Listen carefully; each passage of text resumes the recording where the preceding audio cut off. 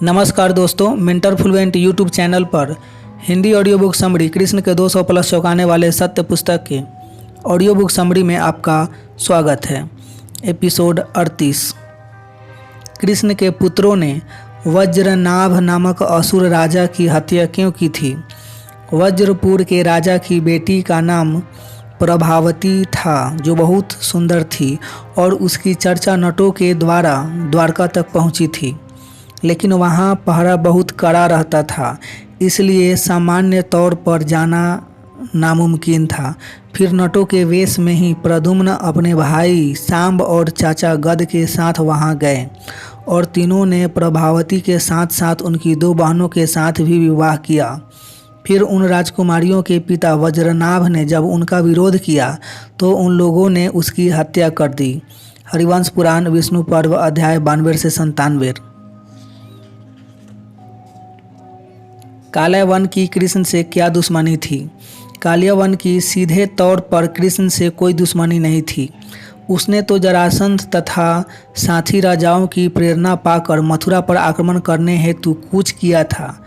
पुराणों में यह पूरा वाक्य इस तरह है कि रुक्मिणी स्वयंवर के भंग होने की घोषणा के बाद जब कृष्ण विदर्भ से मथुरा के लिए लौट गए तो राजाओं ने राहत की सांस ली। अगले दिन सभा में सभी राजागण जमा हुए तो भीष्मक ने कहा, स्वयंवर के कारण जो कृष्ण बाधा बना हुआ था उसे जानकर मैंने इस स्वयंवर को स्थगित कर दिया। आप लोग मुझ वृद्ध के अपराध को क्षमा कर दे। हरिवंश पुराण विष्णु पर्व अध्याय 52 श्लोक 3। इसके बाद अधिकांश राजागण अपने अपने राज्य को चले गए, पर साल्व, शिशुपाल, दंतवक्र जैसे जरासंध खेमे के कुछ राजागण रुक गए। तब इन लोगों से भीष्मक ने कहा, यदुवंशियों में कृष्ण श्रेष्ठ हैं, अर्थात कम नहीं हैं।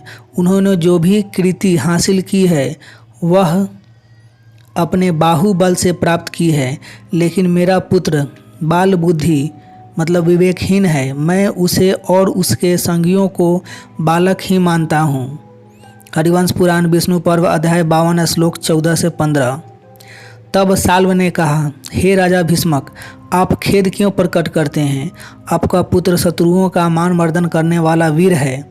इसके लिए खेद करना व्यर्थ है, बल्कि इस पर तो आपको गर्व करना चाहिए। नरेश्वर, आजकल युद्ध में कृष्ण पर विजय प्राप्त करने वाला केवल काल्यवन है, जो यवनों का अधिपति है। वह कृष्ण के लिए अवध्य है। अपने प्रबल पुरुषार्थ से उसने इतना बल हासिल किया है। हरिवंश पुराण विष्णु पर्व अध्याय 52 श्लोक 19 और 25 से 26। साल्व की बात सुनकर वहां उपस्थित सभी राजागण खुशी से उछलते हुए जरासंध से बोले, हम लोग अवश्य ऐसा ही करेंगे। तब जरासंध ने कहा, आज से पहले सभी राजा दूसरे राजा से भयभीत होने पर मेरी शरण में आते थे और इस समय सभी राजा मुझे ही दूसरे राजा की सहायता लेने की सलाह दे रहे थे। ये दैव बड़ा प्रबल है, उसे लौटाया नहीं जा सकता। मैं कृष्ण से डरकर उससे अधिक शक्तिशाली राजा की शरण में जा रहा हूँ। ऐसे जीवन से तो मेरा मर जाना ही अच्छा है। राजाओं, मैं दूसरे की शरण नहीं लूँगा। कृष्ण हो या बलदेव या फिर अन्य कोई राजा, जो मुझ पर हमला करेगा मैं उसका डटकर सामना करूँगा। यही मेरा निश्चय है। लेकिन आप जैसे सदाचारी राजाओं को यह कृष्ण कोई नुकसान न पहुँचाए, इसलिए राजाओं की रक्षा के उद्देश्य से मैं दूत भेजना स्वीकार करूँगा। राजाओं, दूत को अत्यंत गोपनीय तरीके से काल्यवन के पास जाना चाहिए ताकि रास्ते में कृष्ण कोई बाधा न पहुंचाए। मेरे विचार से साल्व इस कार्य हेतु सबसे उपयुक्त व्यक्ति है, क्योंकि हम लोगों की ओर से जैसी बात करनी चाहिए वैसी बात करने में ये कुशल हैं। साल्व वैसा ही कहे जिससे कृष्ण के साथ हम लोगों का युद्ध होने पर वह यवन राज काल्यवन हमारे समूह में आकर मिल जाए। हरिवंश पुराण विष्णु पर्व अध्याय 52 श्लोक 34 से 43।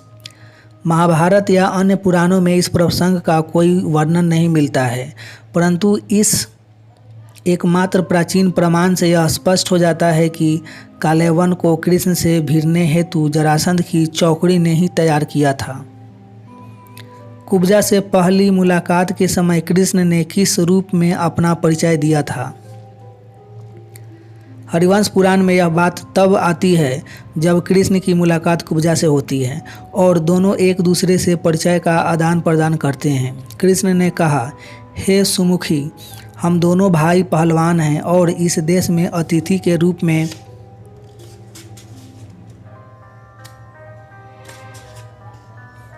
आए हैं।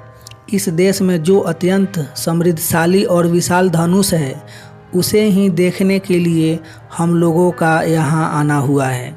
हरिवंश पुराण विष्णु पर्व अध्याय 27 श्लोक 32। उपरोक्त श्लोक शोधकर्ताओं के लिए एक महत्वपूर्ण संकेत है जिसमें यह बताया गया है कि कृष्ण और बलराम पहलवानों की हैसियत से मथुरा के राजा द्वारा बुलवाए गए थे। क्या कृष्ण ने बचपन में ही अनेकों राक्षसों को मारा था? इस प्रश्न का उत्तर जानने से पूर्व यह समझ लेना आवश्यक है कि कृष्ण मनुष्य थे या कोई चमत्कारी अवतार। अगर कोई व्यक्ति अवतार और चमत्कार का पक्षधर है तो उसे ऐसा प्रश्न पूछने की ज़रूरत ही नहीं है। ऐसे लोगों के लिए जो कुछ पुराणों में लिखा है सब सत्य है, लेकिन चूंकि इस तरह की मान्यताएं रखने वाले लोग भी सशंकित रहते हैं, पुराणों की हर बात उनके भी गले नहीं उतरती, इसलिए सत्य की खोज आवश्यक हो जाती है, तुलनात्मक अध्ययन आवश्यक हो जाता है, स्वयं विवेक से काम लेना अत्यावश्यक हो जाता है।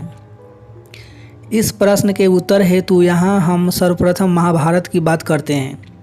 मूल महाभारत मात्र 8,800 श्लोकों का था जिसे वेदव्यास जी ने लिखा था। बाद में उनके शिष्य वैशंपायन जी ने 24,000 श्लोक अपनी ओर से उसमें जोड़े और फिर कई सौ वर्ष बाद उग्रश्रवा नामक एक विद्वान ने भी हजारों श्लोक जोड़े। यहाँ समझना यह है कि इतनी मिलावट होने के बाद भी उतनी असत्य बातें महाभारत में नहीं मिलती हैं जितनी कि पुराणों में, और दुर्भाग्य से पुराणों की बातें ही लोगों के दिलो दिमाग में भरी हुई है। पौराणिक काल से शुरू होकर आज तक भक्ति भाव के नाम पर कृष्ण के बारे में हजारों मनगढ़ंत कहानियाँ अस्तित्व में लाई गई है जिनका वास्तविकता से दूर दूर तक नाता नहीं है। महाभारत के सभा पर्व के 38वें से 40वें अध्याय के दरमियान भीष्म पितामह तथा शिशुपाल के द्वारा कृष्ण के जीवन में राजसूय यज्ञ के समय तक घटी घटनाओं का वर्णन किया गया है। वहाँ न तो राधा का वर्णन मिलता है, न रासलीला का, और न ही श्री कृष्ण के द्वारा धेनुकासुर, अघासुर, बकासुर आदि के वध का वर्णन मिलता है। जिस गोवर्धन पूजन, कालिया नाग आदि की कथा मिलती भी है वह भी उस रूप में तो नहीं मिलती जिस रूप में उनका पुराणों में वर्णन किया गया है। तो इतनी मिलावट के बाद भी जब उन काल्पनिक घटनाओं का समावेश महाभारत में नहीं किया गया तो फिर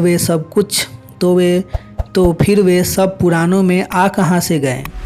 इसलिए वे सारी घटनाएं असत्य ही हैं। मिलेंगे नेक्स्ट एपिसोड में, तब तक अपना ढेर सारा ख्याल रखिए, लाइफ को एंजॉय कीजिए, मस्त रहिए। आपका कीमती समय देने के लिए आपको बहुत बहुत धन्यवाद।